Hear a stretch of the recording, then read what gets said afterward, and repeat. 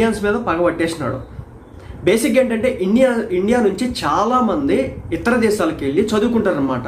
అంటే యూకేకి కావచ్చు, ఆస్ట్రేలియాకి కావచ్చు, కెనడాకి కావచ్చు, అమెరికాకి కావచ్చు వెళ్ళి చదువుకుంటారన్నమాట. ఇంకా చాలా దేశాలు ఉన్నాయి, ఇటలీ, జపాన్, ఇలా జర్మనీ, ఇలా రకరకాల దేశాలకి వెళ్ళి చదువుకుంటూ ఉంటారు. అయితే ఏంటంటే ఈరోజు ట్రంప్ తీసుకొస్తున్నటువంటి వ్యవహారం ఏదైతే ఉందో దీని ద్వారా భవిష్యత్తులో ఇండియన్స్ ఇతర దేశాలకు వెళ్ళి చదువుకోవాలంటేనే ఒక రకమైన భయాన్ని క్రియేట్ చేసే విధంగా అయితే ఈరోజు చేస్తున్నటువంటి పరిస్థితి. సో ఇదంతా ఏంటంటే ఇప్పుడు ఆల్మోస్ట్ ఇప్పుడు భారతదేశానికి మొన్నైతే ఈ బేడీలు వేసి మరి మన దేశానికి వాళ్ళందరినీ కూడా పంపించినట్టు తరిమేసినాడు.